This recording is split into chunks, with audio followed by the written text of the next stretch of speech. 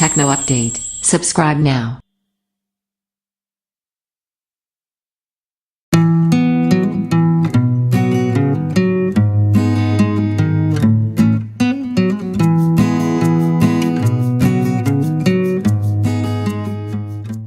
Bluboo S1 Review. Design and build. While many modern phones are moving to elongated rectangular designs, the S1 takes a squatter approach. The 148.6 by 74.3 by 7.9 mm gives the unit a blocky appearance that's actually quite refreshing, and makes it practically identical to the 2G Mix that we recently reviewed. Weight is reasonable, at 169 grams, and the gently curved edges of the frame give the device a comfortable feel in the hand. It's a slippery bugger though, as we found when it managed to slide off a perfectly level desk and plummet to the floor. Thankfully the Gorilla Glass 4 display did its job and the S1 emerged unscathed. Volume and power buttons occupy the right edge, with the dual SIM/microSD card slot found on the left.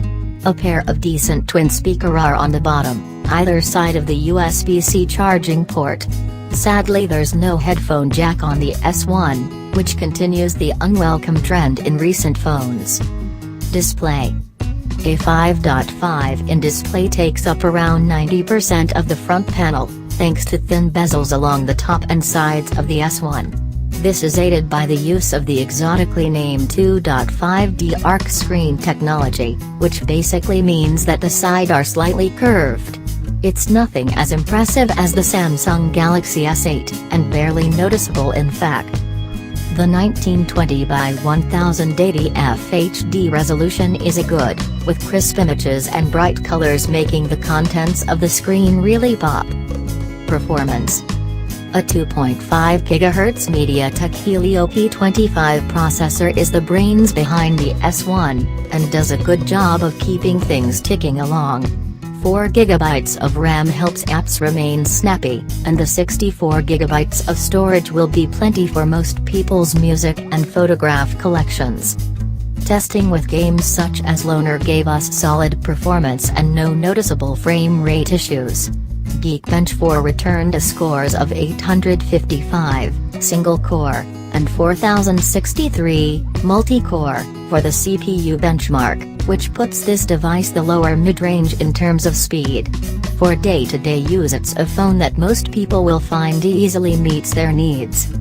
It will also do so without flattening the battery too, as the 3500 mAh made to the end of each day with still a little in reserve.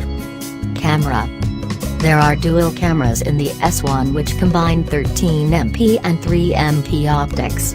You can get some decent images with the phone, but exposure and light metering seemed a bit all or nothing at times. Pointing at a building or landmark would either cause complete blowouts as the camera dealt with the sun, or a murky image that was overcompensating. Autofocus was a bit wandering too, often taking a second or two to lock onto a subject. There are various modes that offer things like bokeh-style blurring of images.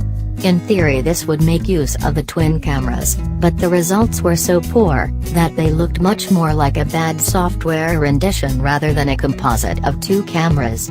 It makes us wonder if the 3MP unit is even functional.